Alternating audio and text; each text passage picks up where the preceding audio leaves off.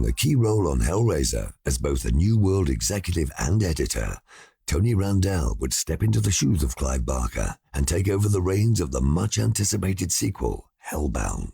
In the same way that they'd made the novella Hellbound Heart in a kind of simultaneous period with Hellraiser, I think they were already talking about what would become Nightbreed, and which Clive wrote as the short novel Cabal.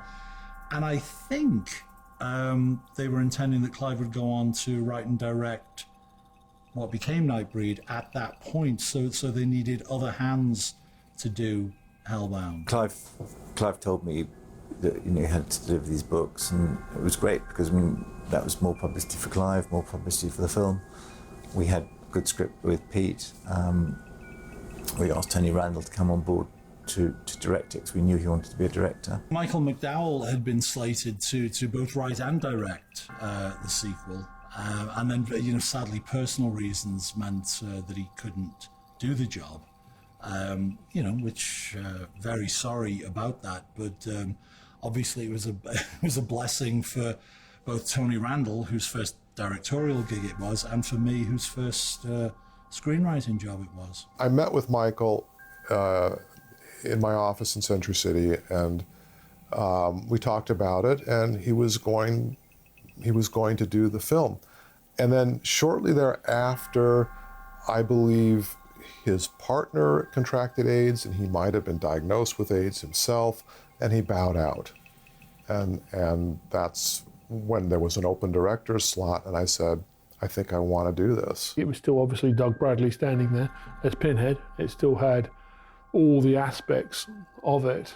But we were sitting there beavering away in the background, me and Clive, to make sure that it was still the same world, the same place, the same.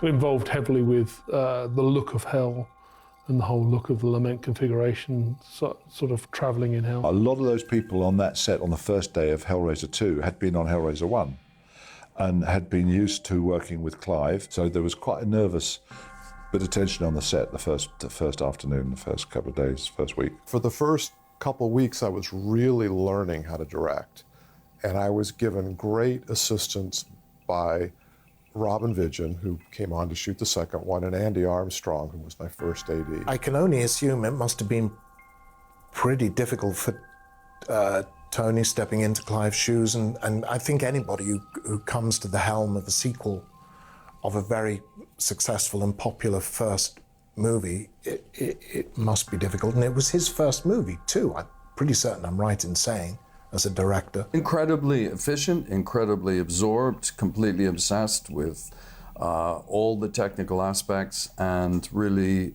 a man in his world. I remember him being quite quiet and diffident and kind of totally focused on delivering this picture. He was extremely nervous. And if you walk onto a set, if you know the hierarchy, obviously the director is the top person on the set, so to speak, but you have, in films, you have a first assistant and a second assistant director, sometimes a third assistant director.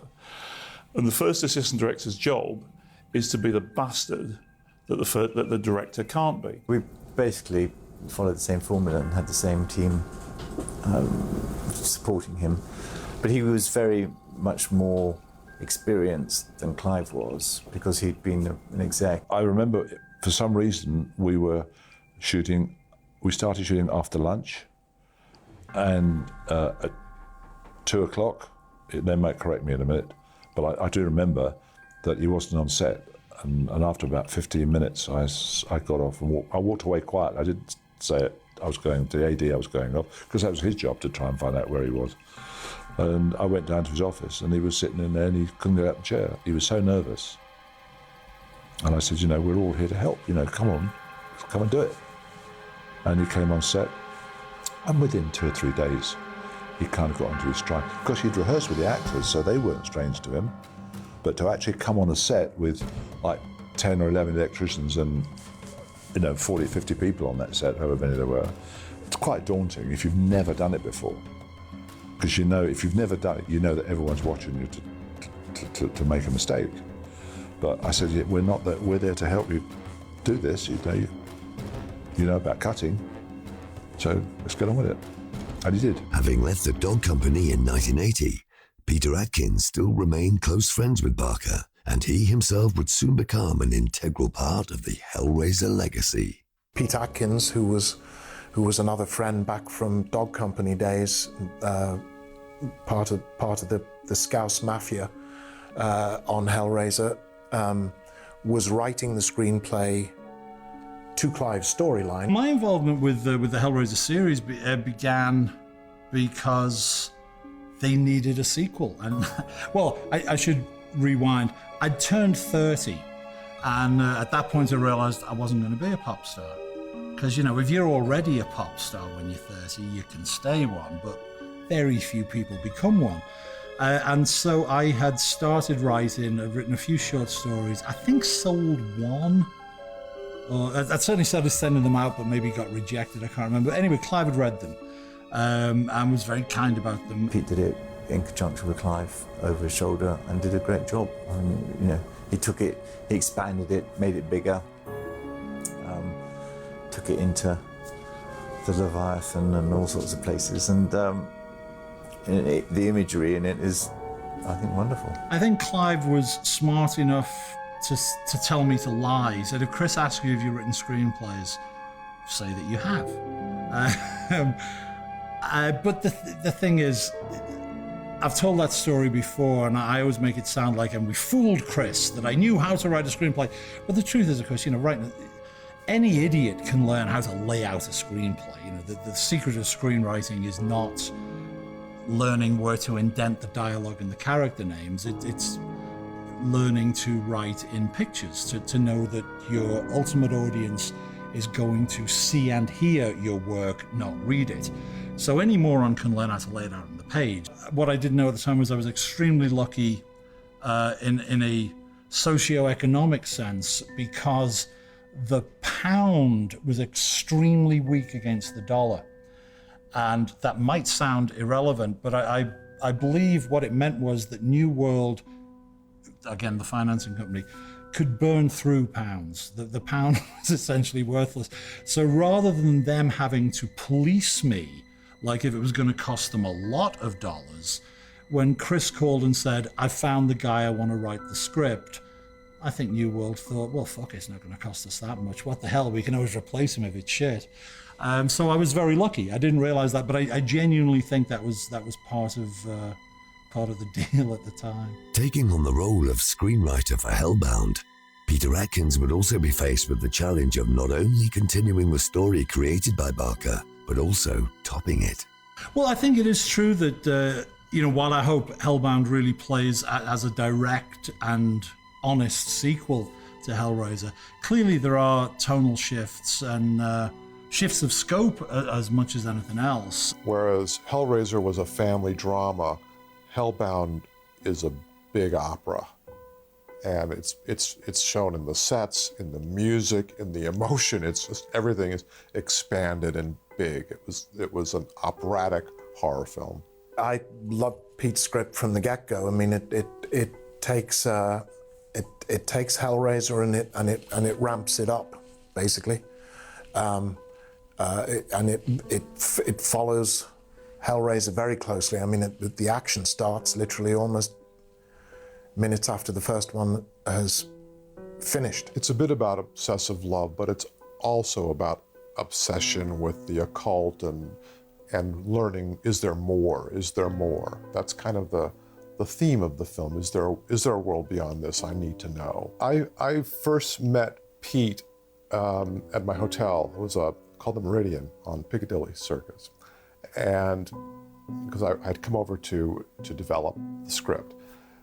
And Pete was expecting to meet a guy in a suit and tie, because I was an executive, or now a former executive at New World, and I was expecting to meet some crazed, tattooed, punked out maniac. And when we first met, we kind of looked at each other and said, you look pretty normal. Tony and I have been very close friends now for whatever it is since then, like 30 years. But at the time, I thought, New World executive. some cunt in a suit. What the hell? And I was expecting the worst because I didn't know what executives meant. But I was certainly expecting some power broker in a three-piece suit, some smart ass. Most of the time I'm in shorts or sweats and sweatshirts. I'm really casual. And we just got immediately clicked, and Pete's been one of my best friends for years. In fact, my son's middle name is Peter, named after Pete. So we're very close. And we worked on the script for the next, I think, 2 or 3 weeks. Tony brought a lot of ideas, not just visual. He's a guy with a good narrative sense and a good thematic sense. So we had a great time, like jamming verbally in the room, and then we were in different hotels, and we'd talk, and I'd go away and write stuff up, and we'd talk some more, and eventually what was essentially the movie that was shot really gelled in the 3rd and 4th draft. After already giving Hellraiser a harsh critical review on his BBC television show Film 87, popular British critic Barry Norman would take on a Cenobite too many with his scathing reviews of the horror genre. According to some admiring sources, has gleefully broken the rules of the genre and/or produced a genuine original. I read these comments with total bemusement because, as far as I'm concerned, Hellraiser is a nasty little film that I watched with a deep, and if not original, then certainly genuine loathing. Now, I'd remembered all the slurs for 5, 6, 7, 8, 10 years where he had just absolutely hated horror films, and just every time they came up on film 80, 81, 82, 83, whatever, he had just trashed them all. And I went, all right. I said, you can do it. You can come down. I'll set it up for you so you can bring your crew down. You can do your filming, whatever. But I'm going to deal with you. You're going to have to do photo taken with Pinhead and Clive Barker. And he said, I don't. I said, yes, that's the deal. You want to come and film? We're going to do it. I always used to watch him, and I thought he was quite a constructive, not destructive, critic. And I think that's what all critics should be. If they don't like something, be constructive about it. Don't destroy it, because there's good in everything. Obviously, Hellraiser is not everyone's cup of tea, so I expected that. He didn't mention the photography, he didn't mention the acting, he just didn't like the film. We were all sitting behind the scenes with blood guns, just so desperate to try and get something on his trousers or something just to get him back, but we didn't. I came out of my dressing room in full makeup and costume and startled Barry Norman, who was making his way down the corridor with a raincoat over his arm. And he was very startled and looked very uneasy. And I said, "Oh, hello." And he said, "Hello, I'm looking for," and I said, "Yeah, over there, down there." And off he went. Someone said, "Oh, Barry Norman's come on here." I said, let me get at him. But we didn't. We were too busy. And of course, these celebrities, I'm Barry Norman. I'm here. I'm the film critic. I'm television. Go away. When he arrived, Clive and Chris put him in the locked room and gave him the grilling over the review that he gave Hellraiser, and said, Clive particularly, I think his thing was, why are you doing this? Why are you attacking, although American funded, a British movie? Why? And Barry Norman apparently admitted that it was because he didn't like horror movies. It had nothing to do with Hellraiser. And of course that gave Clive plenty of ammunition to come back and say, but it's not your job, to judge a comedy on the basis of whether you like comedies or not, or whether you like war films or not, or westerns. It's irrelevant, The Searchers is a great western. It's a great film. There have been a lot of very bad westerns. There have been a lot of great horror movies. There have been a lot of truly appalling horror movies. Treat them on their own merits. And he kind of rather bashfully said, yes, you're quite right, I was wrong. And I don't think we had a bad review from him thereafter. He got on side in the end. Fast becoming a pop culture icon alongside Freddy Krueger, Jason Voorhees, Michael Myers and Leatherface, fans were keen to see and know more about the lead Cenobite, now affectionately called Pinhead. Within his script, Peter Atkins would not only give the character more screen time, but explain his past as Captain Elliot Spencer. The original thought in Hellraiser was that Julia was the star, and she would be the returning villain. And when the film was previewed and subsequently released, the audience really grabbed on to Pinhead as a character. So Pinhead was an audience choice. It gave me somewhere to place Pinhead more specifically, though I still very much had it in my head that, okay, we may be showing you who he was and when Pinhead was born. I certainly didn't feel that Pinhead had any memory of that. Not until the point at which Kirsty presented him with the photograph. I can't remember at which stage and in which draft the revelation of the Cenobite's former humanity came directly into the script, but I know that I had proceeded under the assumption, I put it in the script a little bit, though I developed it much more in Hellraiser 3.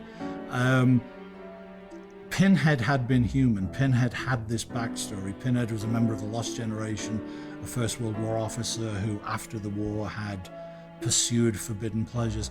So again, reaching back into the dimness of my memory and the dimness of the years, I guess there was a sort of analogy with Frank in the sense that the pleasure seekers, the pain seekers, the people who seek out the box, some of them become Cenobites. I guess it was as loosely formed in my head as that. Pete and I we're getting older, so our memories are fading, but we always debate who came up with the fact that Pinhead was an English officer in India. I always say I came up with it. He says he came up with it. It doesn't matter. In Hellbound, we did start to explore the backstory of Pinhead briefly, and if Hellbound hadn't lost a chunk of its budget, there would have been a bit more backstory at the beginning of the film of Elliot Spencer finding the box and haggling for the box before opening it. And I said that in talking to Clive before doing Hellraiser, I knew that Pinhead had once been a human being, but whether that was last week or last month or 10 years ago or 100 years ago or 1,000 years ago, I'd no idea. But I always had a great sense of melancholy around the character, among a lot of other sense impressions that I gained from staring in the mirror at him, of power and self-inflicted pain and mutilation and the rest of it. But great sense of melancholy about him, and I hung that on that loss of humanity, a kind of perpetual mourning for a human being that he couldn't remember, and a humanity that he couldn't remember. Hellbound would expand the mythology of Hellraiser with the introduction of new characters as well as the return of many old faces. Immediately behind her, and probing with professional skill and coolness into her exposed brain, is Dr. Malahide. He is in his late 40s and looks like all the great doctors look: rational, civilized, competent and powerful. There is an intensity in his eyes and the lines of his face, though that suggests something more than normal. In my first draft, I'd called him Malahide, and even before I met Tony, when he arrived, we both arrived back in London on the same day, and he called me up from his hotel and was very complimentary about the script, very nice, and said how much he liked the character of the Doctor, and said, yeah, this Dr. Malahide, great character. I want to call him Chernard. And I thought, arrogant Californian cunt, what do you mean you want to change the name? What? I thought it was a little bit too much on the nose.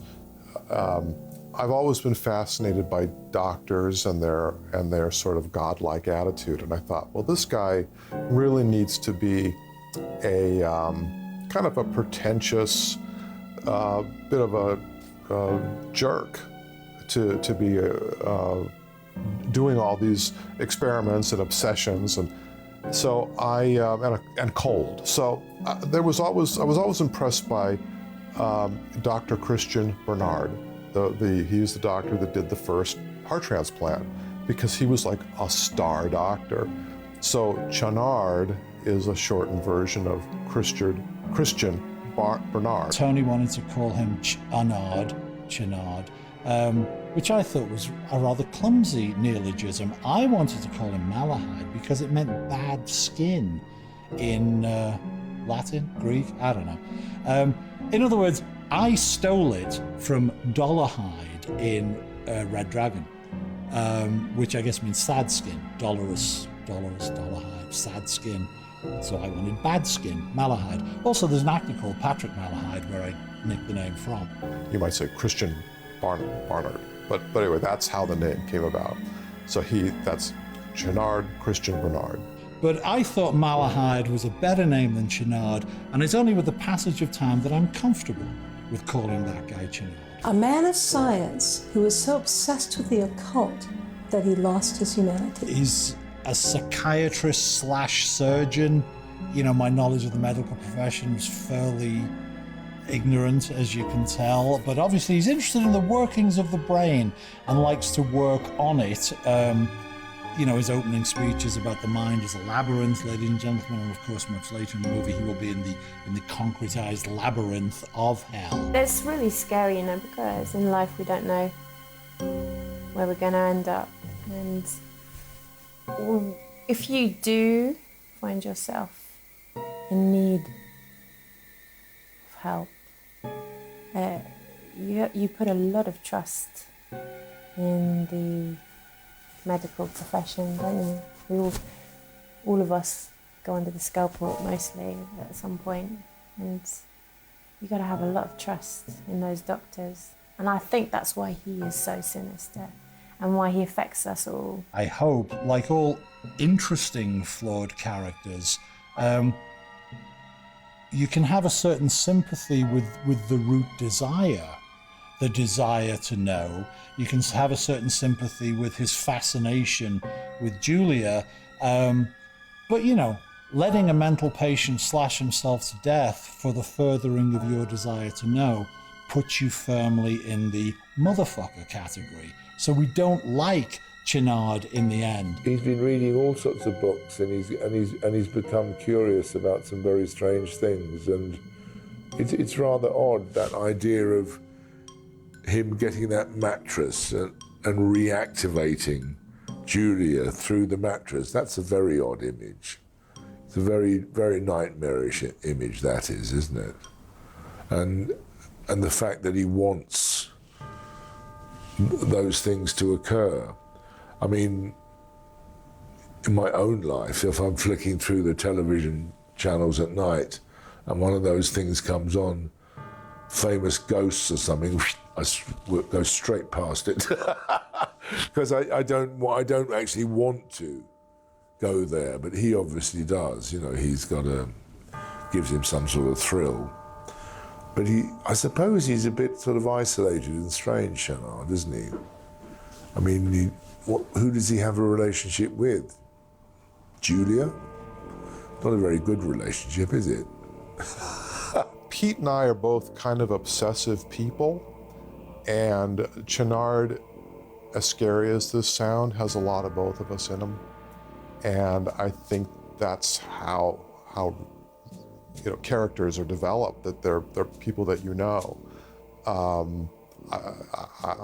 can be pretty obsessive. Pete is. We developed a character around our own personalities. Like Jekyll and Hyde, in that the Channard character is two different people. I mean, this creature emerges. Like all great movie villains, it's difficult to dislike him most of the time, however much we may disapprove of him. But, you know, that's his thing. He gets what he wants. He gets what he wants. I guess unlike, clearly, Pinhead is the Lord of Hell and embraces his role eventually. But in the scenes of the creation of Pinhead, we see that it's quite painful. But Channard embraces it fairly willingly and fairly quickly. He's ready to rock with Leviathan. He's happy to be the puppet after all, not the puppet master. To get to do Hellraiser was, it's certainly an unusual film. There's nothing else like it. Ken was just great. I mean, I'm never sure whether he hated it or loved it, but he was a great performance. You know? I mean, I think he could act his socks off and overact his socks off, and I think he enjoyed it. I know that there was a group of 3 of us were up for Shenard. One of the other ones was an actor called Francis Matthews, who was a bit like Gerald Harper. He was one of those rather sort of elegant men who played sort of... Gerald Harper played a thing on television where they play urbane, sort of sophisticated men who got involved in crime and whatever. And Francis Matthews was one of those. And but anyway, the part came to me. Ken is big. He's loud and big. He's fabulous. When we found out it was Ken Cranham, I don't think there was anybody else involved in the part. It's lovely because I'd seen him in Shine On Harvey Moon, that he was in. That was of that generation, so to speak. And he's a brilliant actor with a brilliant voice. At the time, I'd been offered King John at Stratford-on-Avon by Shakespeare, and it took me quite a long time to read the play. I didn't know the play, and I had to choose between that and Hellraiser II. At the time, I used to see quite a bit of Gary Oldman, and I could tell that he was rather envious of me being offered Hellraiser II. It's obviously something he wanted to do, was a horror film, and I'm sure that the end product of that was him playing Dracula in that film, the American film he did. It was something he had a yearning to do. And there was a pair of antique curtains, and this antique curtain shop would let you take one curtain home. And it occurred to me, if I did Hellraiser 2, I could get these curtains. Whereas if I'd gone to Stratford-on-Avon, there was just not enough money involved. Very, very focused actor. Big track record. Came to us with a workload as big as your arm, you know, and he's still working hard now. Very professional man, and great. Always good morning. I mean, he became one of the boys, you know, and liked to joke. But when that camera started to roll in rehearsals, he was absolutely 100% there. Great guy to work with. I've known Ken for years, so I mean, you know, we were good friends, and we just had a ball. We just had great fun. We didn't go into any deep psychological depth about, you know, our characters. But no, we had a laugh. We just had a huge amount of fun, really. I think that Shenard is a very central figure to Hellraiser 2, isn't he? I mean, his whole arc is contained in that film, from his creation to his death. I mean, I think he occupies actually the centre of that film, if anyone does. I thought the scenes with him and Claire Higgins were pretty sexy, actually, and even though she uses him for her own reasons, he is the one bit you remember from that film. Tiffany is a girl in her early teens, but looks younger than her years due to her boyish figure and her slightly overdelicate features. For me, it was important to have this a character who had this ability to solve puzzles, because we needed somebody to open up the gates of hell. She was paralysed with her voice box. She didn't want to communicate, I think. And that was before she got to the institution. So as far as character development, you've got to ask why. Why did a mother take her daughter to the institution, ask a doctor to help her? Why had this child stopped speaking? Maybe she'd seen something even before. These puzzles are consuming her life. You know, she was already working on something. Tiffany was a first-time actress, but she had this beautiful, sort of lovely quality about her, an otherworldliness. You know, her mother let her do it, and It all worked out terribly well. She was very good in it. He has a use for her. He thinks, oh, right, a young kid, good at opening boxes, puzzles. She can help me with my secret hobby. I would just regard her as a rather dreamy, beautiful element. Tiffany represents our dreams. When you first have a dream or you have a goal, it's beautiful. It's motivating, and Tiffany's there in hell, and you're thinking, oh no, you know. She represents pureness. The reason she was again, I'd like to pretend that I thought this consciously, but I don't believe I did. She was, in essence, a mouthpiece for Chouinard. I mean, more specifically, a handpiece. So being a mouthpiece for another character, but being dumb, having no voice of her own, just seemed apt. I mean, obviously there are narrative reasons, that the whole backstory of the trauma of seeing her mother killed. But, you know, there's that kind of metaphorical reason too, that she has no voice of her own, she's manipulated. There was a girl in high school that I knew. She used to sit behind me. Was this, and I thought, that's the kind of person I need to find to play this part. It was just in my mind. In fact, if you looked at this girl's picture in my yearbook, you'd say that was Imogen. I could tell Tony Randall really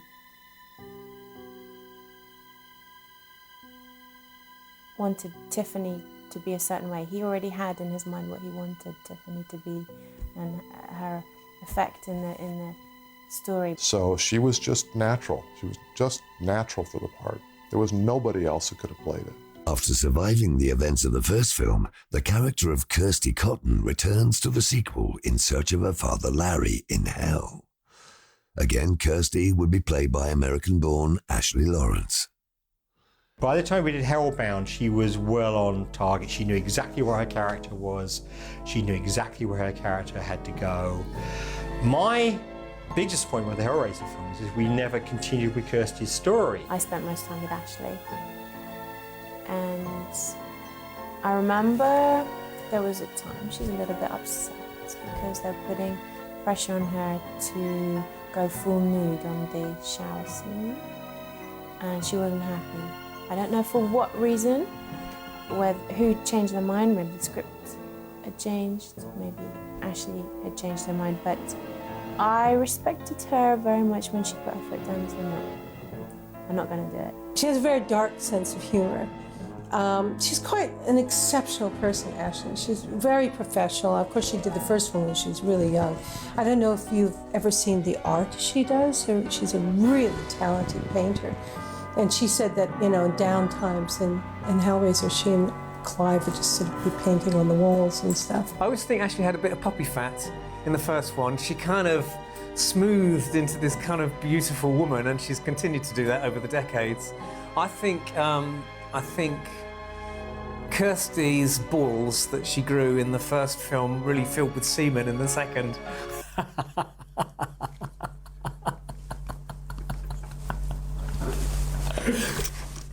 There were several days when me and Ashley were not doing much, but just ready to go on should they need us. And I just remember my dressing room was above the main entrance, and we were given breakfast, and I think it was Ashley's idea, not mine. We were throwing bits of our breakfast onto people's heads as they went through the main entrance, and that was not appreciated actually by most. I think Robin laughed, Danny laughed, but there was one or two who off they go, and it wasn't appreciated by everybody, but we thought it was very funny. We shot a kissing scene, and Tony, I can remember him, okay, I think in this scene you guys just go into a big clinch. And Ash was like, what? We're just gonna, I said, yeah, we're just gonna kiss. I think I've been an actor for 10 years probably. So, it's like, we gotta do a kiss, so let's just do a kiss. And we did it. I don't think it worked. I mean, we both, came from opposite ends of the room, like a couple of trains meeting. And it was, and we tried it. Had Tony been a slightly more experienced director, he maybe could have been able to, you know, been a bit more atmospheric and skillful in. The room has several attentive listeners and observers, but the one nearest to Malahide is his personal student assistant, Kyle McRae. Young, conventionally good-looking, with an open, friendly face. I was told nothing about him, so Kyle, I just went along and did it, and Tony stood up and said, "Oh, I love the way you said that." I said, "What?" And I just remember him getting hung up on the way I said one word or something, and I thought, don't know what he's talking about. But so, you know, I met him once and that was it. A young man who wants to do the best he can, but sort of fails miserably because he doesn't recognize that Julia is the queen of hell. My agent said, "Go up for this film," and I said, "What is it?" And I said, "Well, a sequel to Hellraiser." I said, "What?" Hellraiser, and I don't think I guess I was aware of it. I think maybe in America they were going more sci-fi because the Alien movies were huge, weren't they? And I think he'd made one and he came over. That must have been something to do with Tony having the influence. We got on rather well in acting terms and with each other, me and him. We did quite a bit of the film wandering about with sort of white coats on and things in the hospital. I guess I went through the script and I didn't know the first film, and the casting happened quite quickly, so I was straight into it. I was very busy at the time. I was doing a lot of different theater, and actually I think I was in the West End performing a show, and so filming in the day, straight in a car, doing shows 8 times a week in the evening and matinees. So I didn't have much time to do a lot of thinking or a lot of background reading. I just thought, right, horror movie, let's do it. After creating one of Hellraiser's most intriguing characters as Julia Cotton, Claire Higgins would return to the franchise as the newly resurrected Queen of Hell. When they brought me on board, I remember one of them, I think Clive, maybe Chris, saying, "We want Julie to be our female Freddy Krueger."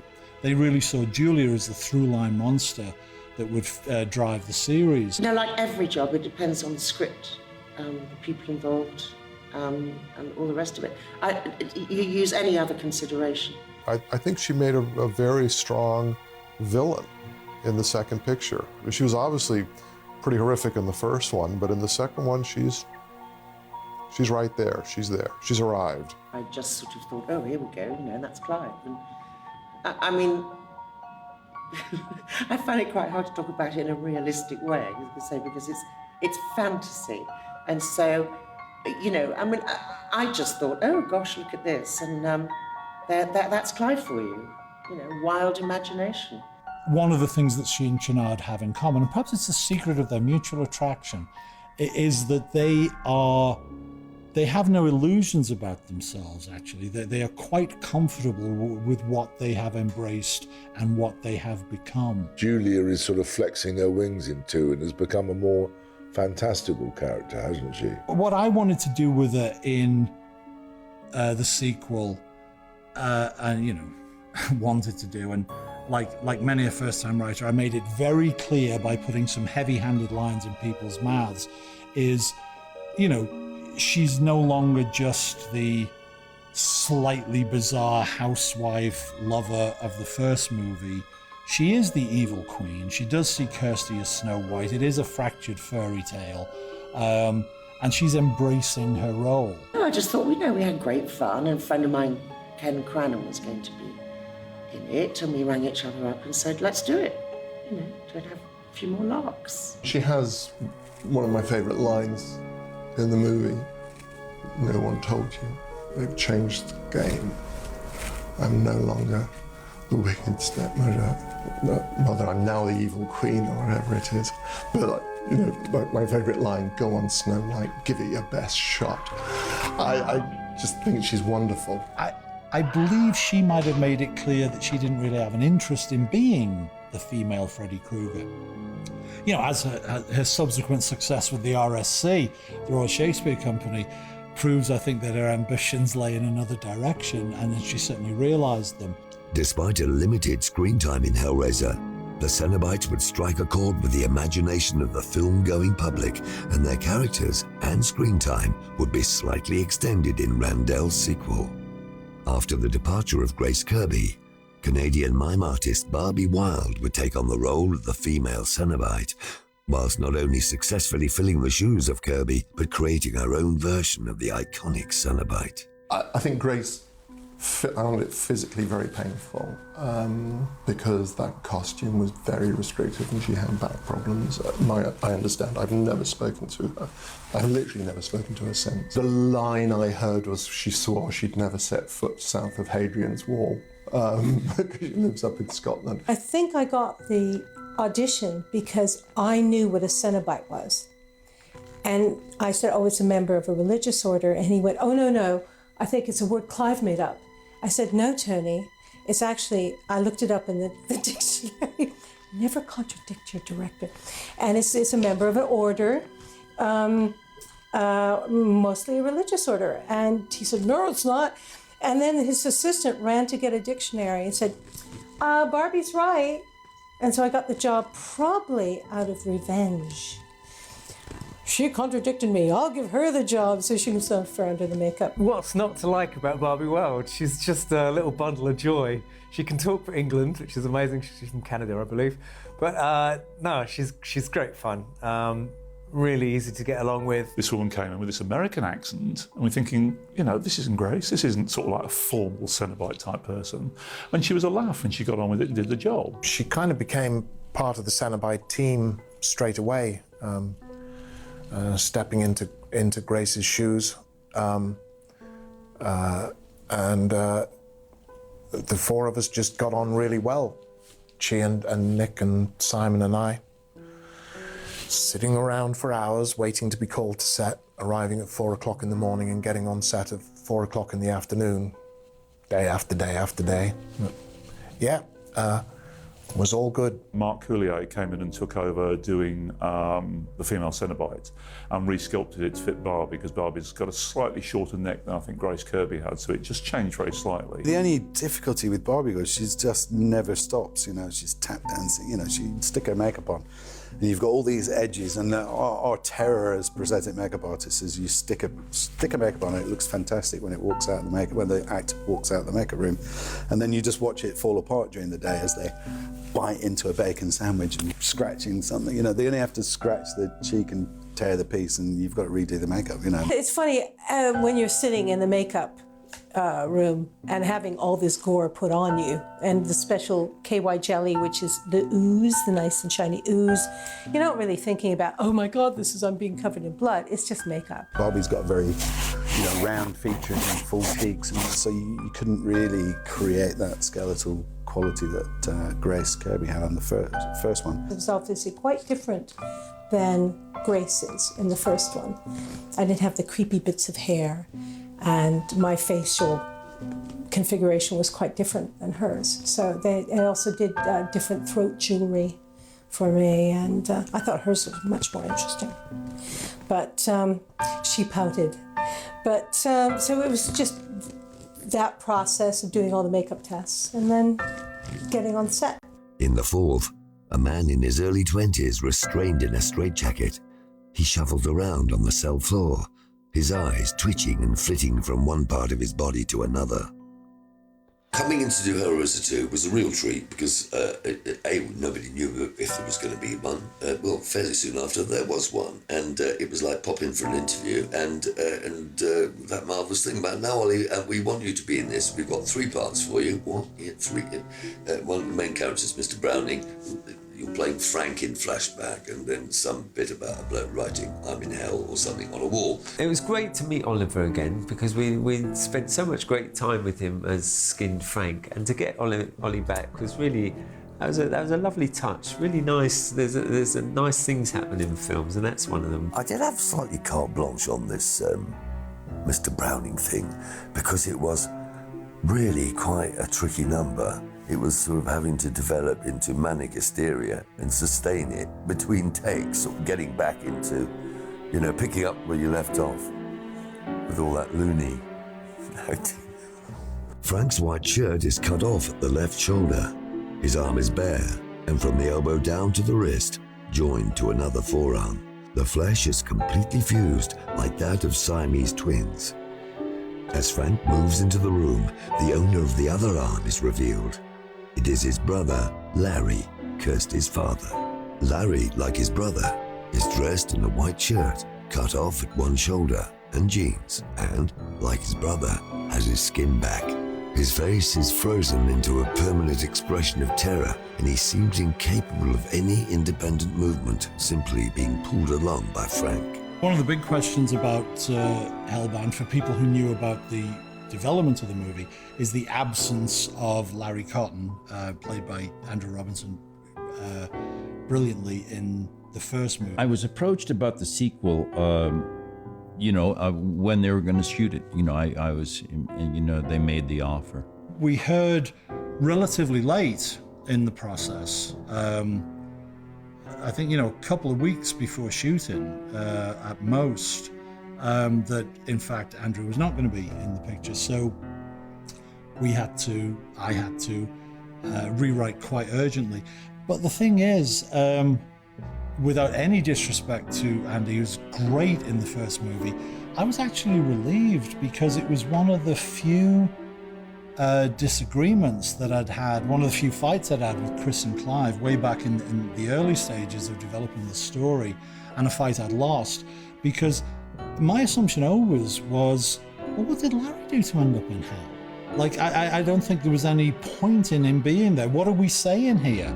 If we're setting up this careful tableaus of punishment for the wrong wishes or, the bad deed, if we're setting up a moral universe, however skewed and bizarre and sadomasochistic, what the fuck did Larry do to go to hell for? When he read the script, he, like any actor would do, he said, I just don't have much to do here, and didn't want to do it.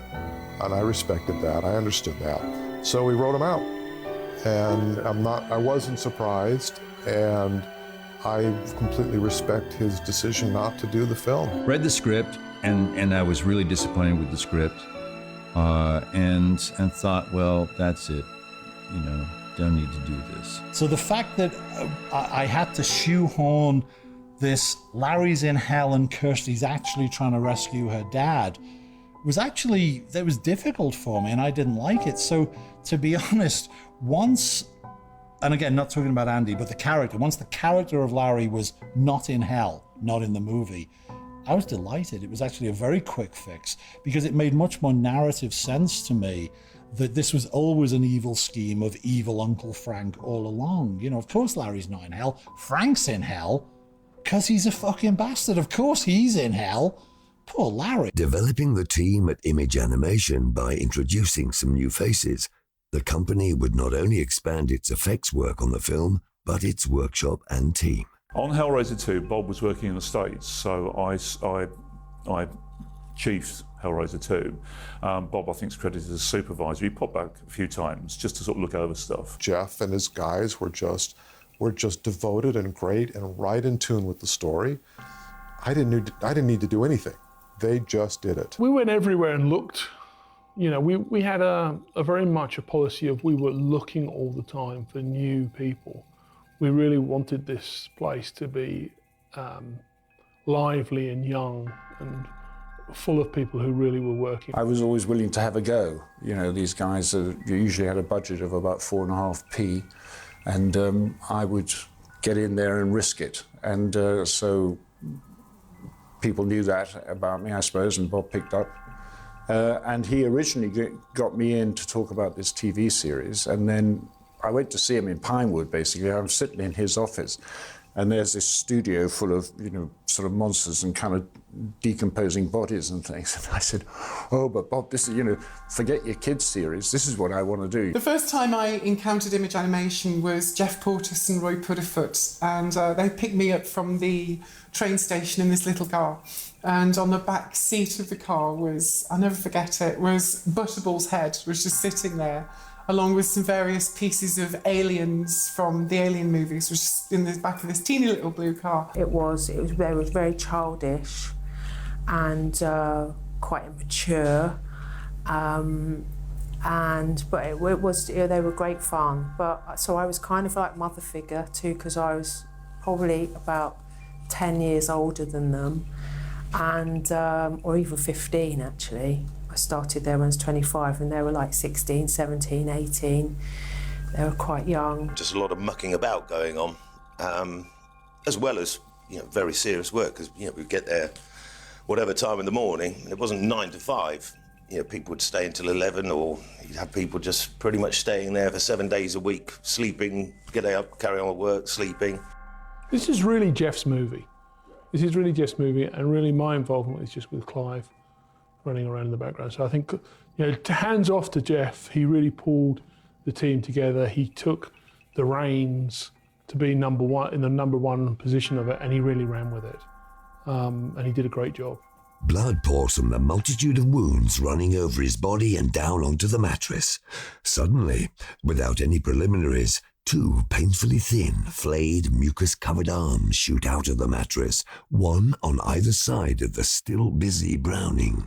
They wrap themselves tightly across his chest and crush him tightly to the mattress, as a head, similarly wasted, oozes out of the mattress to the side of Browning's head. Absolutely, it fell into place. It was just one of those, you go for it. It's just one character plays off the other, insofar as he's who he is and I'm who I am. And so it kind of happens, really, because of the manicness of it all. Obviously a very disturbed bloke indeed, can't wait to get his creepy crawlies off him, and Ken's got a one-dimensional plan here. Let's get him on that mattress, get him to spill a bit of blood and wallop, and I'll have set the ball aflame for what happens next. So yes, he was just, but actually he was quite tender, wasn't he? He was quite sweet. As I recall, being led through that door like a gibbering wreck, and he said, "Don't worry about it, old chap. Just come and sit down here. Everything will be fine." Oh, by the way, here's a little razor. I just want you to have this a minute.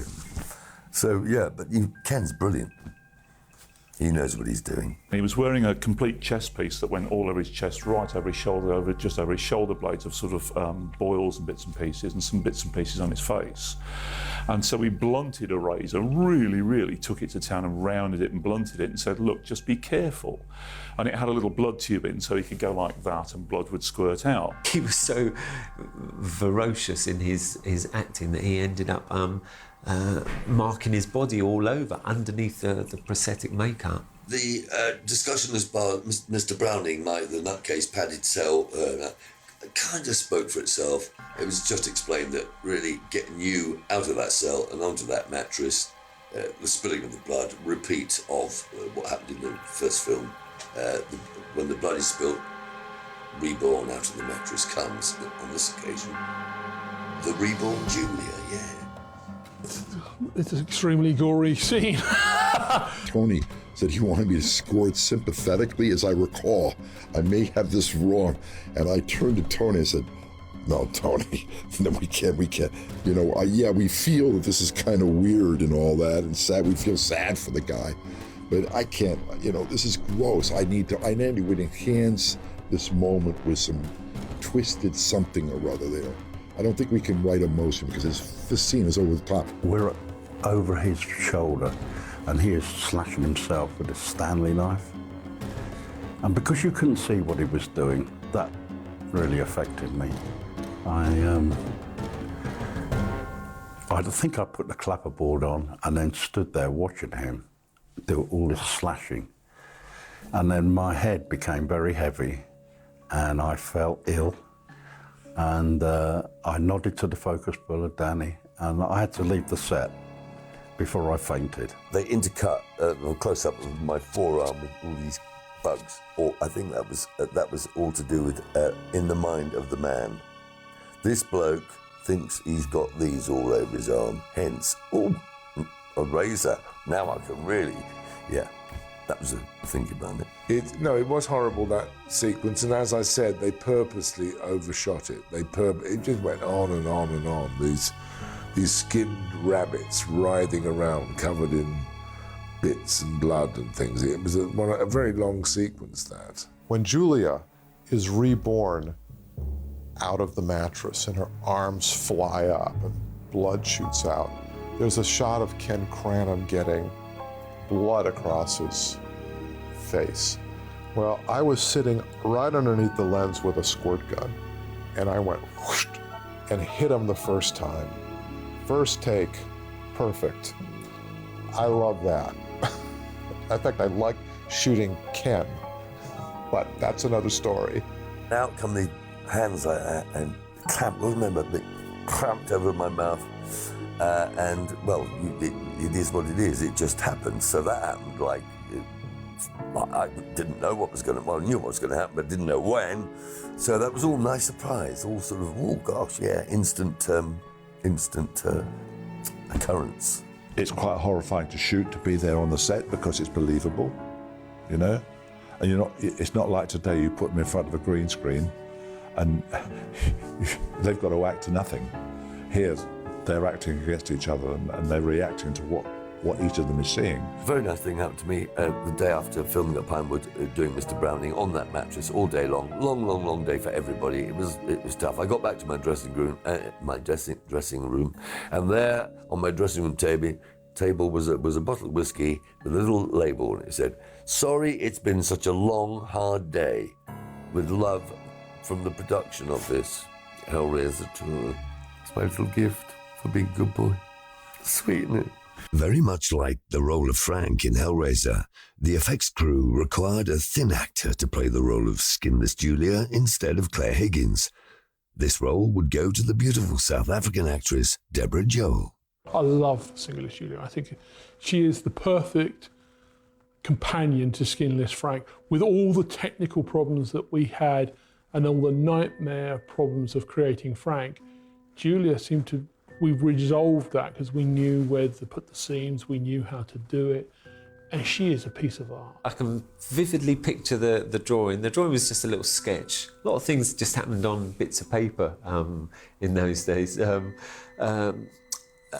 A sketch, and once I'd drawn it, it was like, and I tell you, the influence, although it might look like it's not there at all in the slightest, was Geiger's drawings of beautiful women like robots and stuff like that. So I was like, okay, I want to do my skinned woman as I still want the beauty. I want you to find her strangely attractive. Little John sculpting the face. I believe that he made the lips slightly fuller just so that they were a bit sexier, and I think the cheekbones were a bit higher. For me, I certainly emphasised the cheeks of her bottom. She's got, for me, perfect, brilliant, really, what a trooper, because that's a gruelling makeup, isn't it? Do you remember Jim Carrey? He once did The Grinch and he had to get marine medical people help him, talk him through the trauma of doing trauma experts getting him through the process of putting the Grinch makeup on, and prosthetic makeup like Julia's complete body makeup was it completely traumatic. And Deborah was just she was beautiful, charming. We had such a laugh, such a tight little group of people working on her, and it ended up more or less just me, Bev, and Deborah working together. She was amazing. She was so patient and so professional, and she just kept very still.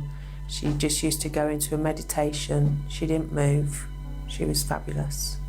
Couldn't have worked with anyone dearer. She wouldn't like me for this, but I think booked her as from a casting agent. We wanted someone really dead skinny so that we could make it look like there was nothing of her. And she was a little bit bigger in her when we met her than she was on her casting card. But it was fantastic. I was never so delighted as I was with that makeup. We both went through the same nightmare hell on that day. Pleasant nightmare hell of long days filming.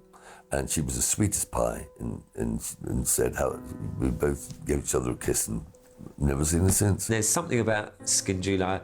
I just really enjoyed working and seen her come, so that when she was on set, she was, for that brief time that she was naked, I thought, oh, that's exactly what I wanted to do. I had some great help from Beverly Pond Jones. She helped me a lot on the second one because she was a very expert makeup artist, and the makeup that we're doing on Julia, she used to do a lot of help with me around the eyes and stuff like that. Little John was, he was my backbone. He was sculpting a backbone, he was mine. He taught me, he guided me through. It was lovely. The first kiss I had with the skinless Julia, she wasn't being played by Claire Higgins, she was played by a very skinny South African actress who was wearing a sort of body outfit, and it looked like those medical books before the National Health. People would have at home a big medical encyclopedia, and in the middle of it you'd have layer by layer, you would look into the human body, and it actually looked like that. You could see all the sort of tubes and bits and pieces, and he wanted us to kiss, and Tony said, I want to see tongues. And on the day, the South African actress had flu, and I thought, I'm sorry, you're not going to see tongues.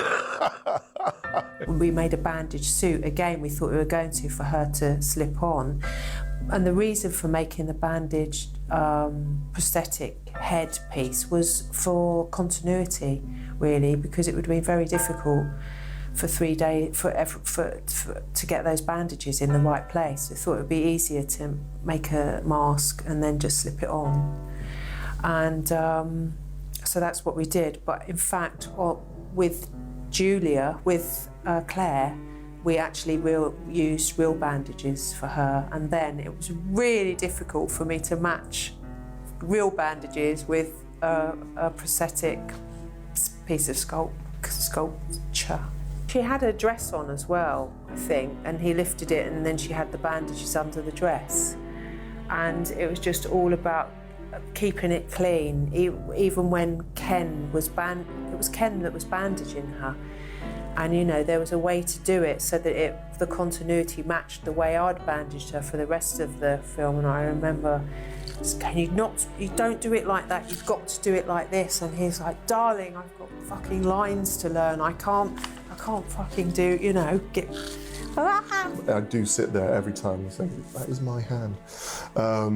So I remember that basically they were doing inserts and they just wanted, and I was up seeing the guys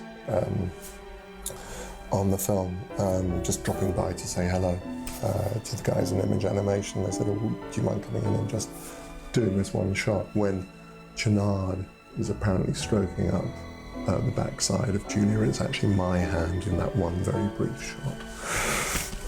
So you get to see part of me out of makeup and costume. Little John up her skirt. Oh no, he had the dress on and everything, didn't he? Hysterical. I think he liked dressing in ladies' clothes. In one, we see the Chatterer in some hell's equivalent of a beauty salon. He's being remade. This involves the scar tissue being manually peeled from the upper part of his face to reveal beneath small, vicious human eyes. I designed Chatterer II for the second movie, which was really came around because Nick couldn't see, hear or speak in the first movie. And the fact that in the second movie they were going to be revealed to be to once all been human, I thought that was possibly a way to make it a little more human and to give Nick eyes. So that's what we did. Chatterer 2 was basically for that. I have a memory in my mind of seeing the rushes of it, and basically there were, in fact, for a long time I had the two flaps of skin that they had over, so there were two teardrop pieces of skin over my eyes when I was wearing the Chatterer 2 makeup. And then there were they were a bit like back scratchers that pulled the pieces apart. And that's what I remember of the sequence. We must have filmed it. As I say, I'm pretty certain I saw rushes of it. There's a scene that no one's ever seen in Hellbound, which is a transformation sequence from Chatterer 1 to Chatterer 2, which isn't there anymore, probably because I fucked it up, basically. It wasn't as good as it should have been, probably. I don't know. I think we shot it. I can't honestly remember. But you'll notice in Hellbound he changes from the original Chatterer into the slightly more human-looking Chatterer without any real reason. And as I say, there was a sequence. I think we shot it. What Cliff had done was to produce a small set of pieces that went over the new Chatterer mask, and that you would see a sequence where the eyelids were unfurled and peeled back so he could see. I don't think it was ever shot. It took place in a little cell.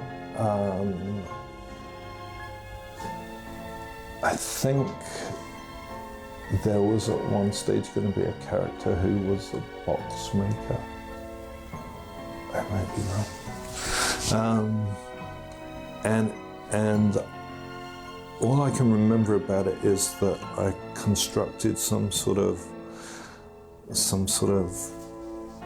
helmet device which was made out of all the foil bits of the box, all the box etchings, and it was kind of constructed over that, and it came down over his head, and it was smoking, and then something went out and grabbed his teeth and pulled them out, and something came in and grabbed hold of those sort of eye slit things and unraveled those to reveal his eyes. That's about all I can remember. It probably wasn't very good. It probably wasn't as good as it was in my head.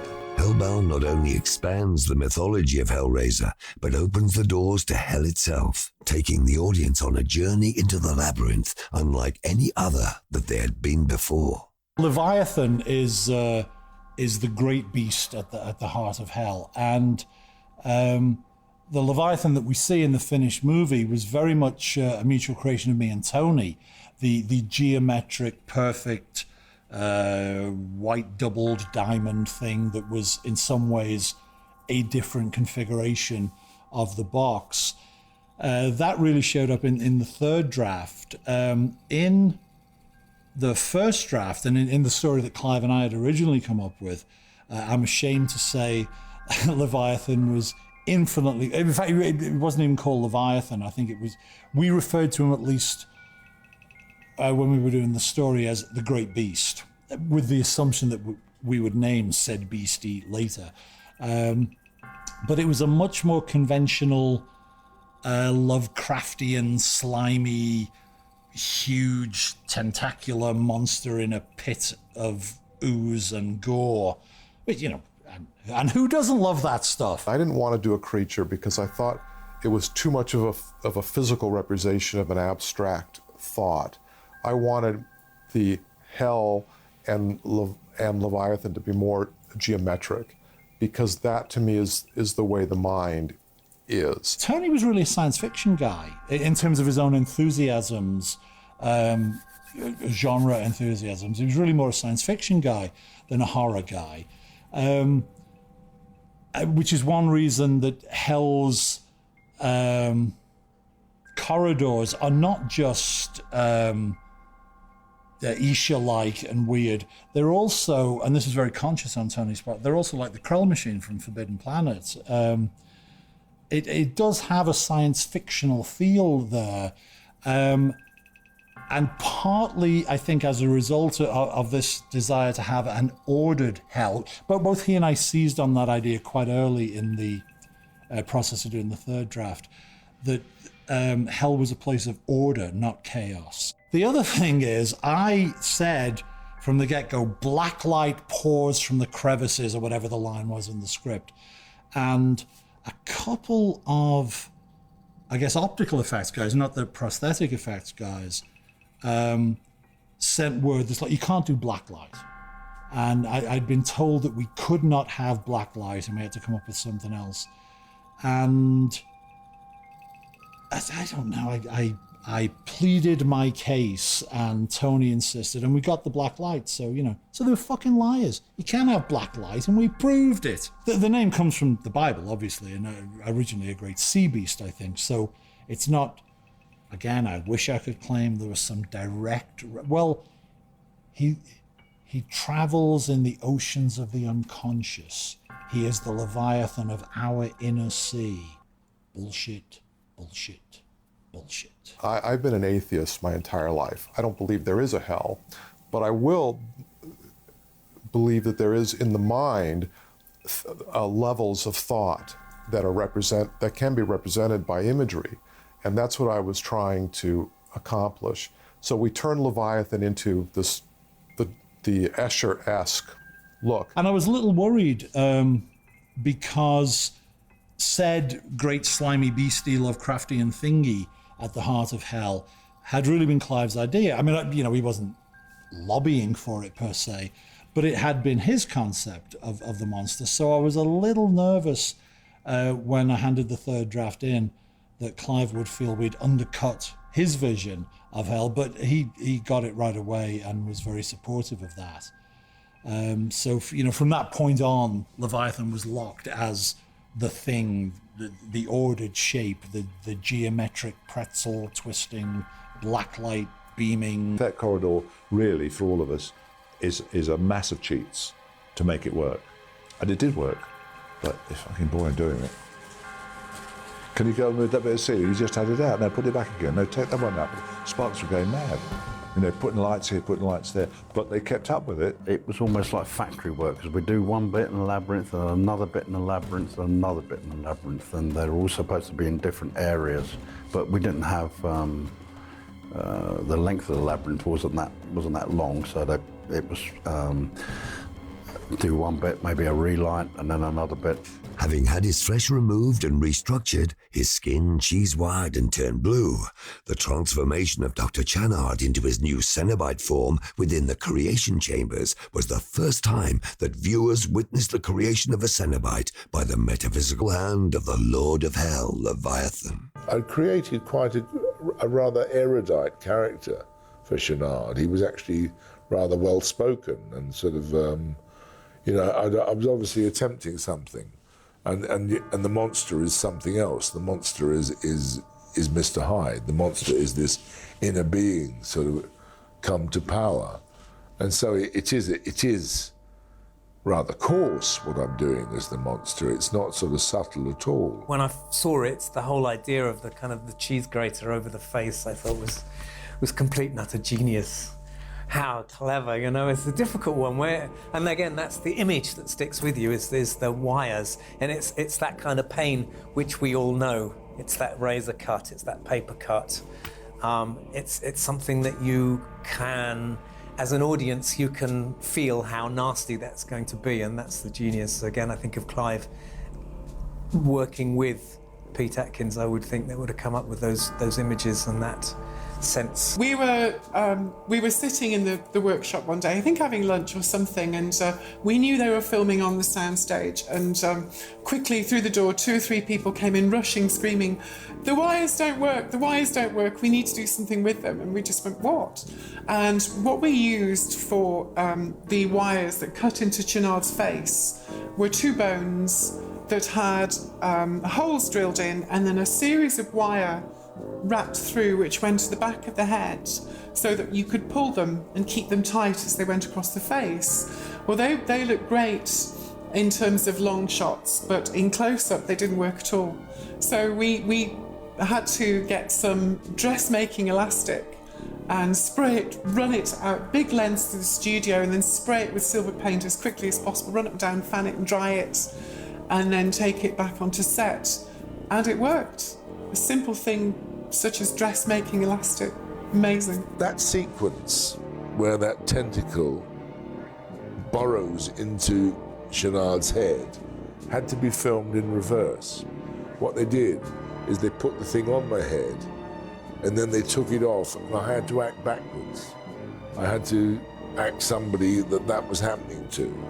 It's hard to even explain it, but they didn't understand how well I'd done it until they reversed it, and it actually worked.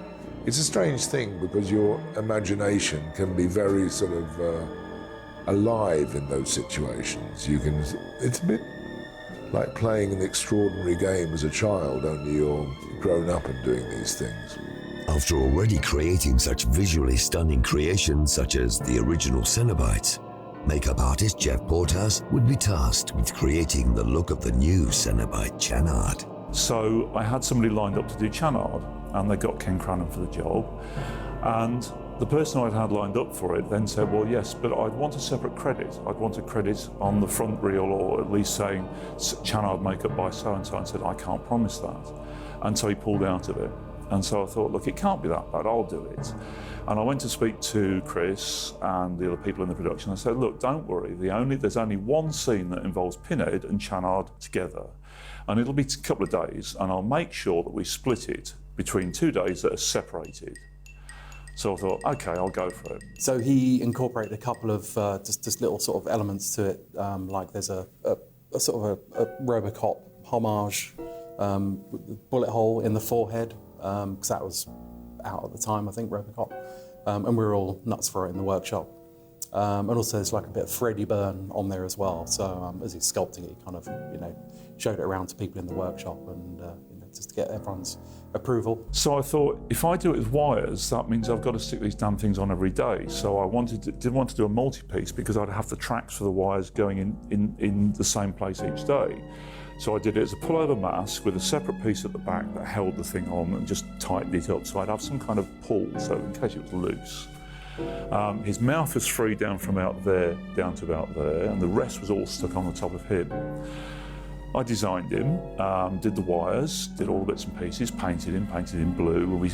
There's a shot in the scene where you see the blood being sucked out and blue being pumped in. And all these bits and pieces, we designed the whole sequence. I have to say that the woman who designed the costumes was a sort of arty person on the sort of fringes of things that I knew from elsewhere. And that the sort of basic harness of the costume was very uncomfortable. It wasn't a comfortable outfit to wear at all. I mean, and the days I was the monster, I would often sort of fortify myself with some cold Chardonnay, just to sort of take the curse off this sort of rather crushing costume. Because very often all you had to do is something like that. No lines to remember. The Ken character, because it was a different character, and he was a completely different body shape to anyone who'd been on before. But the best bit was he really didn't know what to expect. And when I turned up one morning with his costume, and I got it out of its big hanging thing, and he said, "Oh my God, Elvis the last week." And he loved it. I can remember one day when I was in my full Dr. Channard outfit, and I couldn't find my way out of the studio, and I went out of a side door, and there was a car full of people and a dog. And they saw me, and the dog went, "Ooh, ooh, ooh, ooh," and it felt horrible. They didn't used to let me go to the canteen at lunchtime. It just put people off their food. I used to have to sit in my room and food would be delivered. It was always lukewarm by the time it got to me. We wanted to keep it relatively simple. And I did a little bit where I had one ear, took his earlobe off, the other one went down into his ear, things like that, little bits and pieces. But we wanted to keep it simple but relatively elegant and in the same ethos as the rest of the Cenobites. He was in the makeup chair for 6 hours, then God knows how long it took to get in the costume, at least an hour, because it was much more complicated than mine. And then after 3 hours wait, the second assistant came in and said, "Listen, Ken, I'm so sorry, but we're not going to get to you today." And he went, "Oh my God, oh my God, please, anything, just use me, just take a shot at me, please." I said, "No, sorry, Ken, we won't get to you." He said, "I'll wait around for another couple of hours, just use me in this makeup, And I said, "No." And he just looked at me And I think that's when they took that photograph of the two. There's a photograph of the two of us just looking at the camera, and his face, his eyes look so sad, because it's a long, tiring process, and when you go through that, you just want to be used. One of the most iconic and talked about special effects in Hellbound was that of the Leviathan connected tentacle that carries the newly created Chanard Cenobite through the labyrinths of hell. I think the makeup was very extraordinary, and but the actual organisation, particularly of tubes coming out of your head covered in herpes and that lot, was actually very risky. The sexually questionable appendage arising out of the top of his head. The thing on his head, it's like a big sucker with one of those brain implements going whizzing around, isn't it? I remember going on set when Chanard had the dirty great big penis stuck onto the top of his head, and he's going. A penis? This was, again, something that was well underway by the time I got there. And it was kind of like, there's a giant penis attached to his head. And on the top of the big asparagus coming out of my head with designs that were copied directly from herpes. And to give them a sort of Saw look, they would have these economy-sized tubes of KY jelly and splatter this stuff all over you, continually sort of hanging off you. And my theory is that, you know, when you're in a roadside cafe and they give you a nastily fried egg, and it's got that terrible transparent bit on the top, and it wriggles around, that really part of the horror effect of the films is creating that feeling in you as the audience. It was meant to look like a penis. What do you want? This is meant to be sex, isn't it? This is meant to be sort of like, well, when I can't remember the guy who sculpted it. I can't remember his name. And I just said, let's make it look like a big cock. With a drill that comes out of the head and grabs onto somebody's head and hangs him around. Well, you know, we did the veins, we did the pus, we did all the stuff. Although I thought that was an interesting idea, I didn't quite get the idea. I understand why it was done, but it did feel a little bit strange at the time that there's this enormous phallic symbol with no real denying that it is what it is. When Nick calls it the syphilitic penis, I suppose if you think of the Leviathan, once it's been stretched out like that, is a kind of vagina. So you are going back to kind of sexual imagery, and it's all the way through Hellraiser on with the flower exploding with blood coming out of the screen. It's all sexual imagery. It's clever old stuff, isn't it? Once you look at it, it's no wonder people have studied this stuff at university. Well, when you see it being sculpted, and there's a few in there, it looks like a giant penis. Even on the model of Ken Cranham that's being held by it looks like a large cock, you know. So what are you going to do? That was what it was. We did the veins, we did the lot. And it has a sort of a thing that pulls, but not quite a foreskin, but it sort of opens up, the drill comes out. I just thought, oh, I saw one of those implements at the beginning of the film when he was doing his brain surgery. No, they didn't say anything about penis jokes, did they? No. A 15-foot long mechanical penis. I was rather alarmed to read that the stuntman has been claiming that he played the part, because he didn't. I mean, he might have done a couple of shots, but and you can't tell which ones they are.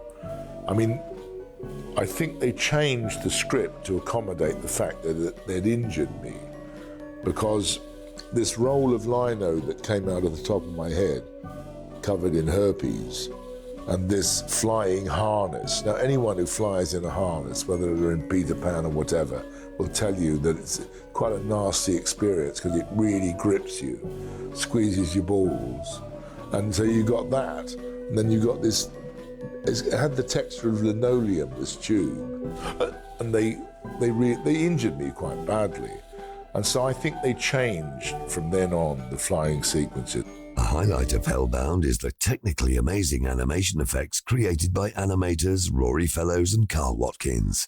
this art form was slowly disappearing from the big screen. One of the things I love about Hellbound in retrospect is that I can't say for sure it was literally the last, but it was probably one of the last horror movies to use beautiful old school technique. Not that they were old school at the time, but two of the greatest things about Hellbound, speaking as a card-carrying nerd, for me, are the fact that we have the glass paintings of the great legendary Clive Colley in the movie, and also the stop motion work of Rory Fellows, fantastic. The big issue for Hellbound, we were doing it in stop motion, but this was a live action film and we had to make it as accurate as we could. And we needed to find a technique to make the animation convincing and not distracting. We brought on Rory and Carl to do stop motion animation, and that included my creating a box called Leviathan, which is a different thing entirely to the first box,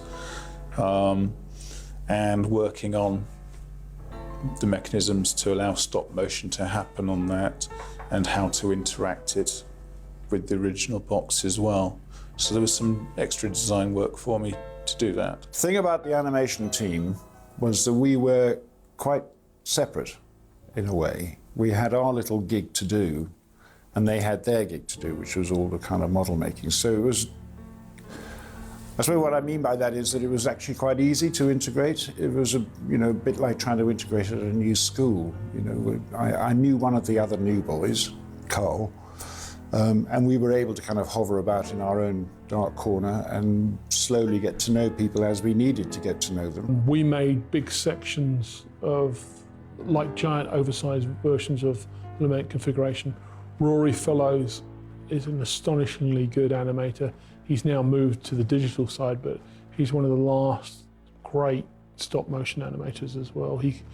We were at the end of the stop motion era by the time we did Nightbreed, but we were pushing it even with stuff we were doing then on Hellraiser. Carl invented or came up with the idea of triple exposing every frame so that we could get that kind of smoothness of movement. And that's how we went forward. So the first couple of months probably were really just kind of experiments, shooting tests to see, how we could make these looks work. Stop motion effects on Hellbound were portrayed at their best with the creation and effects of the Chanard Cenobite's hand tentacles, showing just how talented the animators were.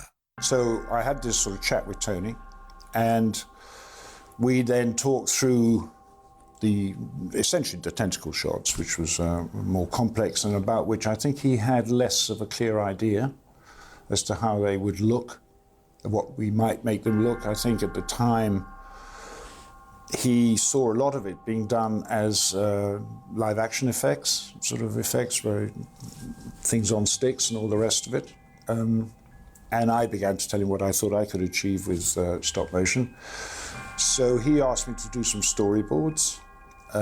I did storyboards for him. I took those to his apartment and we talked over one Sunday. We spent the day together talking through the shots. I think at the time, maybe half a dozen different concepts were produced. And we settled eventually on the one the sort of talking, well, it's quite a phallic look to it. Some of them were more snake-like. I remember snake heads, diamond heads, that kind of thing. And bit by bit we arrived at this idea, partly because it was going to have to be able to do everything. It was going to have to open. We did more tentacle. They produced the weapons. Rory and I designed all the weapons that come out of the tentacles. We developed all the business of, all the things that were going to appear, the flowers, the teeth, the razor blades. We had all sorts of stuff coming out of the tentacle mouths. There was a lot of time spent with the model makers on how we would construct the tentacles so that we could do all this stuff, what they had inside them, in order to make them kind of bendy and all the rest of it. Once we'd established how we were going to do that, and we reconstructed Ken in different, his arms, his hands, all the rest of it. And we shot quite independently, really, of the live action unit. And he just told me what he needed, and that's how we went forward. So there's an advantage in tentacles, because it's not something that we look at every day, especially not if they're coming out of some doctor's hands. So we did have that on our side, but at the same time, it still had to look as if it was part of him. A lot of the issues of what we did actually, something I learned quite early on, or realized, if you like, early on. If I wanted to make the tentacle look convincing, what I had to do was to make sure there was something back here that was also convincing.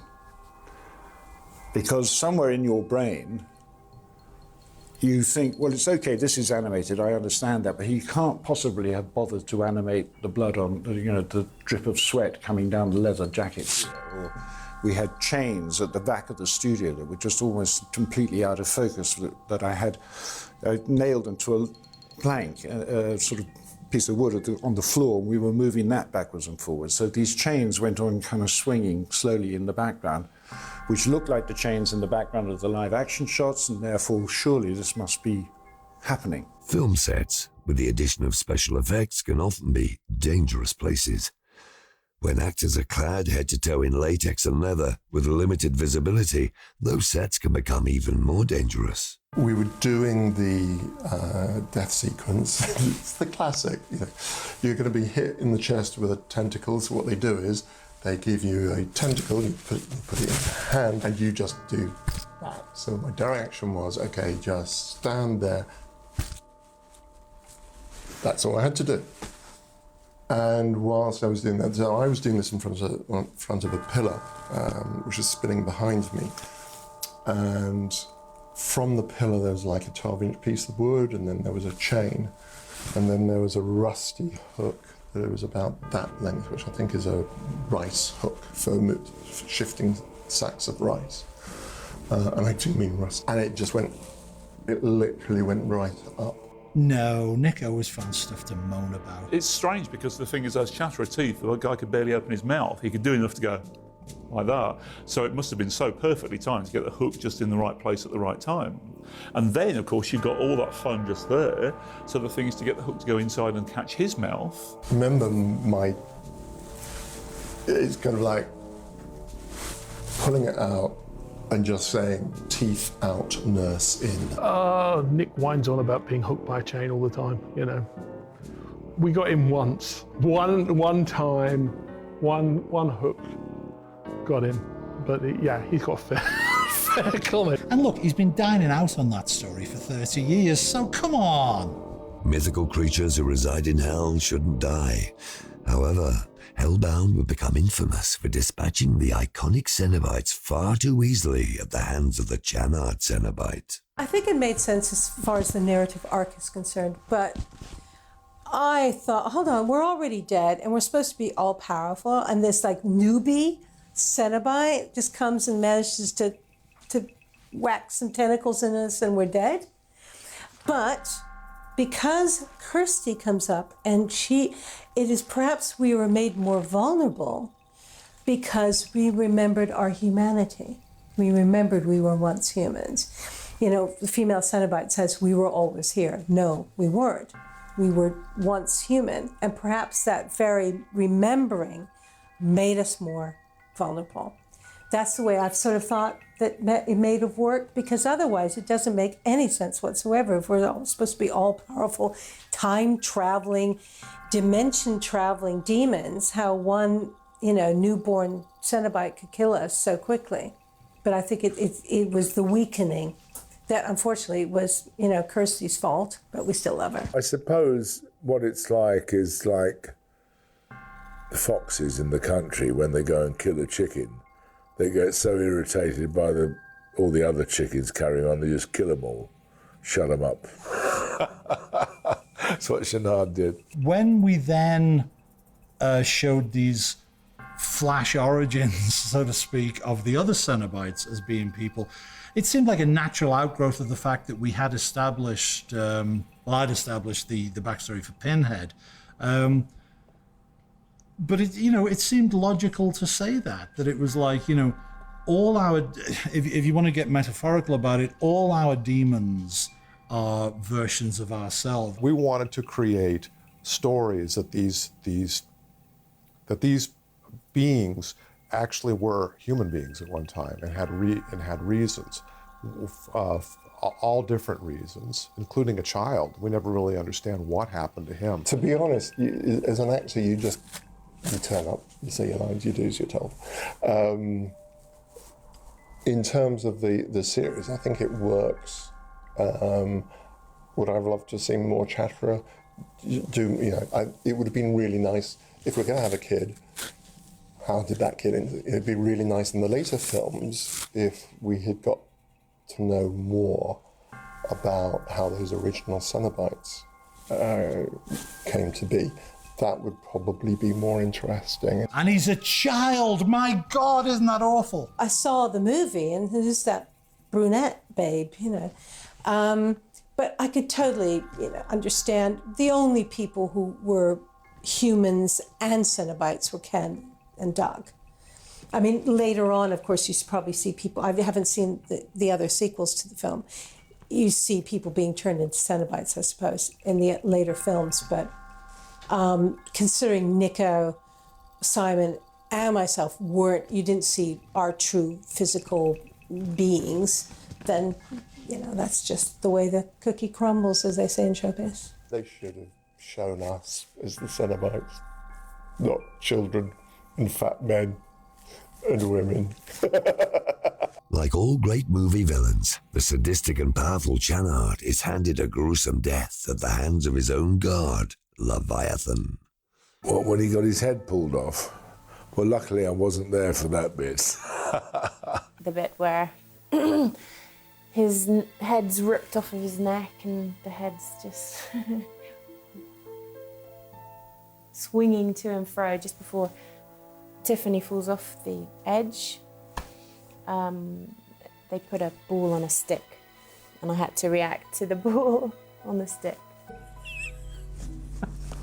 He got decapitated. And it saddens me in a way that Channard never went on. I'd love to see in a way somebody brought him back into the whole mythos at some point. I still don't acknowledge that a Cenobite can be killed.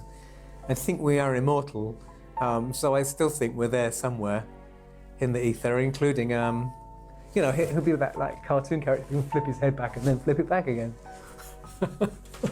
Julia is rising, headfirst and upright from the center of the mattress.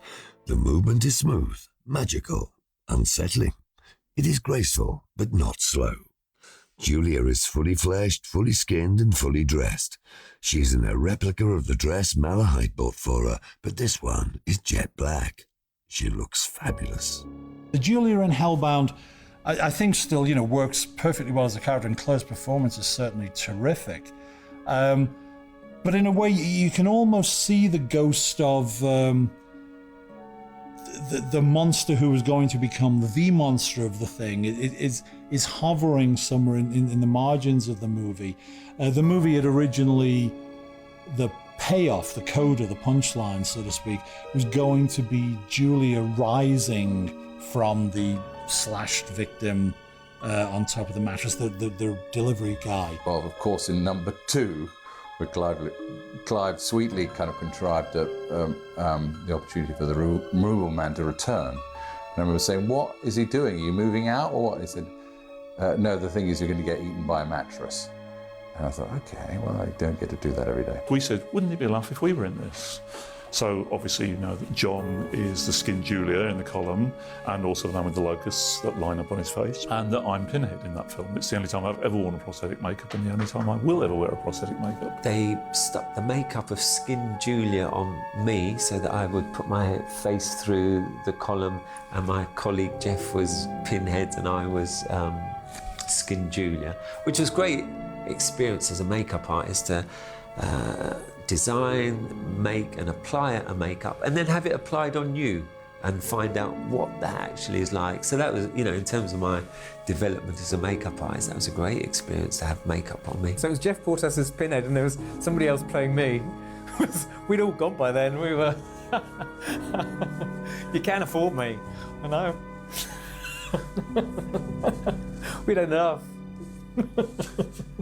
The makeup of the tramp put on me. So that was great. Have Mark Coulier lay a beard on me and then stick my head through it.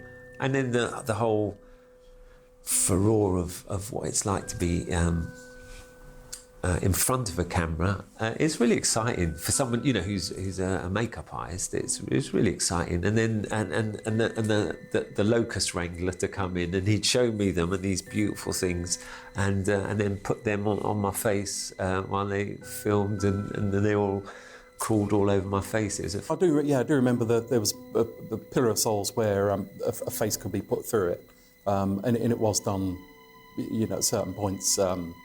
I can't remember where it is in Hellbound, but there's a person's face in there made up and all that kind of stuff.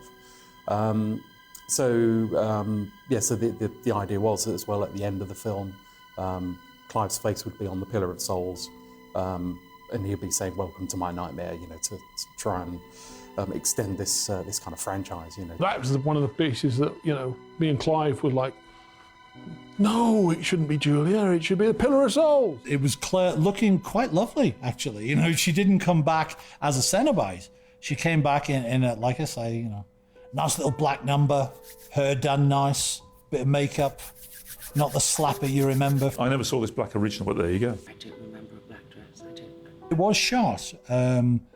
There's footage somewhere of Claire in a fabulous black dress rising from not the ashes, but rising from the blood of the victim that allowed her to come back. But it was not to be. I remember seeing the opticals as rough tests. And it didn't even get to the point when they composited it properly together. They got to a point where it was shot against black velvet, and they tried it out. She looked more like a ghost, so I think that was part of the problem. But also I think there was this true meat factor that was missing with that image, and I think it just needed something to guts it up a bit. I think it was definitely on the cards that Julia was to take over the mantle from Pinhead. It was going to become Julia's franchise. Why that didn't happen, I don't know. Like many films, Hellbound has missing and deleted scenes. However, unlike most films, Hellbound's missing scenes have become the holy grail of deleted scenes, with fans desperate to know what was deleted and why. I've been answering for 20, whatever it is, best part of 25 years, the question, what was it that was so terrible about the scene in which Pinhead played a surgeon and the female Cenobite that was so terrible that they couldn't even put it in the unrated version? Some idiot at the packaging department of the movie's first video release, which was an old school VHS tape, featured a still of this. And of course, you know, it's an exciting image. It's like, oh, here's our demons dressed like doctors. Wouldn't want to be strapped on that operating table. The story for me is Pete has written one of those little one-line bits in a script that people who read scripts should be very wary of.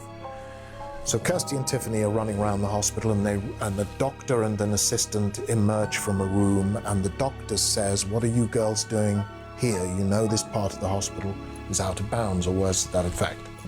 Pete writes into the script that as he talks, he's gowned and masked. As he talks, the mask starts to fill with blood. The mask falls away, nails start to burst through the mask. The mask and the gown fall away, and the same with the female Cenobite, revealing Pinhead and the female Cenobite. Tiffany and Kirsty scream and turn and run. Fine.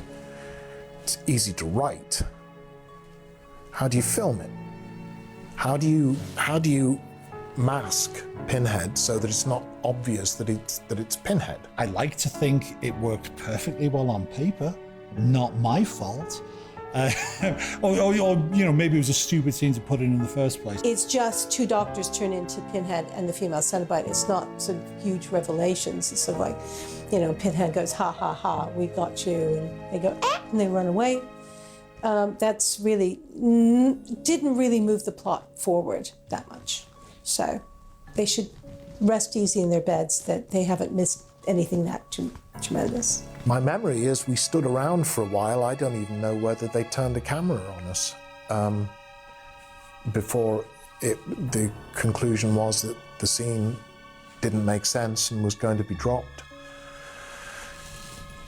The set photographer took a photograph of Barbie and I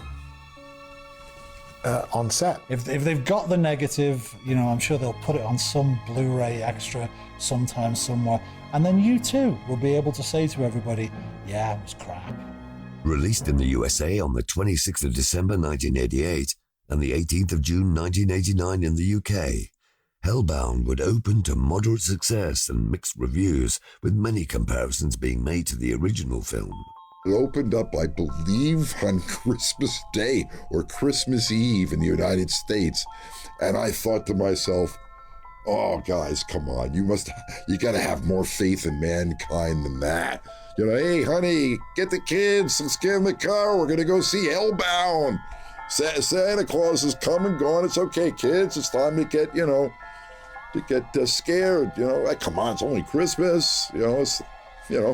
Let's scream a little bit today. I was surprised they released it on Christmas, I must say. That part of it, I was sort of confused. When I'm joking, I like to call it the Godfather 2 of horror sequels, because, you know, usually the sequels are very poor in real. You know, I wrote a movie called Wishmaster. Have you seen the sequels to that? Fucking hell. But Hellraiser 2, like Godfather 2, pretty good. You know, consider they were the original. Very different. The fans of it really did take it to heart. I mean, I think it was warmly received by the fans. And they have no idea of the journey that you take. But when it is that hard and it is that pressured, it's a very rewarding to have those same people who you've made that film for respond really well to it, and they did. So that was good. All good stuff. It was successful. It was deemed a very successful sequel to Hellraiser. But the truth is, we got very mixed reviews. I mean, not just from the arseholes of the mainstream press, where I would expect such a movie to get bad reviews. It's a B picture full of blood and ugliness. The special effects are clever and stomach-churning, the characterization is minimal, and the plotting not much better. There is very little in it to admire, except the effects and the makeup. I thought that would do as a horror film, Hellraiser 2. If you're going to do a horror film, that's quite a good one to have done. I just remember my mother ruining it and having to keep going out and screaming, and she nearly passed out several times. But parents are embarrassing, what can I say? That's the first time I saw it. I was very proud, but my family not so. If there was some clown in the Daily Mail, big surprise, who in his review, I'm not kidding, you can look this up in the archives, called for the jailing of me, Clive and Tony Randall, named us, and said that we should be put in jail for visiting such filth upon the public, which is great. I mean, you can't buy reviews like that. It was fantastic. Because if I'd been a 14-year-old horror fan and read some knob in the Daily Mail saying these guys should be in jail, I'd be in line. It's like, yeah, go see that movie. Psychiatrists and social workers for years to come will be reaping the whirlwind of a damaged generation from watching films like this. It's such utter bullshit. It's crap. Nobody ever wound up on a psychiatrist's chair and said, I'm here because I saw Hellraiser, or insert name of horror film here, you know. People end up going into therapy for all the usual reasons. Money, sex, religion, work, combinations of these things, grief, you know, death, life. Not horror films. Please do me a favor. I'm pleased that the fans have embraced Hellbound over the years. I will say, in all honesty, I believe that Hellraiser is the better picture. To me, Hellbound is very flawed, but I'm very critical of my own work. It was my first film. I've directed 11 movies total now. 9 films and counting. Hellraiser seems to live on and on. With its highs and lows, the demand for more films exploring the mythology of Clive Barker's world is still very much in demand by horror fans. It was clear even while we were making Hellbound that we were not going to be stopping here, that a third film was planned. I was originally hired to do Hellraiser 3, and I didn't like the way the production was going. I thought they were really cheapening it. I didn't get along with the producers, and I was dispatched rather abruptly one day, and actually was not unhappy about that. I still have story credit on the film, but the execution of the film is not what I would have done. I was in the crickle and the pine, but not the holly. They had less money for the third score than they did for the first one. I told them, I said, I don't care whether I get paid for this movie or not. Oh, of course I wanted it. I maybe didn't say that, but I said, what's most important here, guys, is that we have music that at least is comparable to the second one. I suppose someone out there has been to see Hellraiser 9, though I can't think what kind of appetite he has to have done that. I might go and see Hellraiser 9, actually. I think I might make a point of that, just to see where it went. I haven't seen any of them. I sort of felt that the first 2 probably told the story. The fans, I think, tell you the most in that they see Hellraiser 1 and 2 together, and then they box the other ones after that, which is very flattering for Barbie and Nick and myself. That it makes us feel like we were needed, wanted. I haven't seen many of them, if I'm honest. I've seen 1 or 2. I like the fact that Chatterer has got a life of his own outside. He'd come back in various... Stop making Hellraiser films unless you're going to make good ones. They're fucking shit. After nearly 30 years, 9 films, comic books, action figures, potential remakes, what is the legacy of Hellraiser, and why is it so popular today with fans around the world?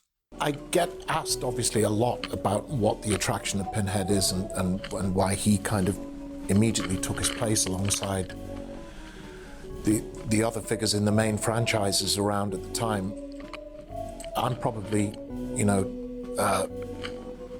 not able to see the wood for the trees. I don't really know the answer. I remember when we first started doing signings for the Hellraiser Chronicles and first started doing conventions. There was definitely this idea of 1 and 2. You're either a 1 person or a 2 person. People either preferred one or the other. Now when you stack them up against the other 7, I think it's those 2 that tend to be the people's favourites. It's just because they're good movies. It's still gaining momentum with the fans and being watched still, and it's stood the test of time. I think because there's so much in it. There's so much detail. Everyone was dedicated to their work. It's just a little bit of magic where everybody got on, enjoyed their work. I think there was a time when there was a lot of serious politics going on, and it was just a joy to be in a workplace where it was complete escapism. I must stress that at the time, nobody thought, I don't know if Clive did, but certainly I don't think anybody else involved in it thought, this is going to be groundbreaking, appeal to people in a particular way. Really proud of Hellraiser as a legacy. It's sort of stood up really well to sort of test the time. If it does still hold up today, it's because it's based in a domestic reality, a familial reality. That we can relate to, that will allow us into the story. And then once we're allowed into the story, then we'll go to the extreme imaginative distance with it, that it takes us. I'm really pleased that I didn't play King John at Stratford, because nobody remembers that production of King John. It's completely disappeared from every memory, and Hellraiser 2 hasn't disappeared. I mean, it still has an existence. I wish we could, I wish that we could have carried on making them with the integrity that we made the first two. But, we'll still try to keep going and making stuff that you will want to see. But, that's what I would say. Thank you for your support. Thank you for passing it on, and I'm pleased that you've enjoyed it. I can only echo, really, the words that what Boris Karloff always said in relation to Frankenstein. Karloff was in his mid-40s, and he said himself worried about where his career was going, or more importantly, wasn't going, when Frankenstein fell out of the clear blue sky for him. And he talked about my dear old monster and said, I owe him everything. And I have to say the same thing, really. What would be my last words? Would be, that's a wrap.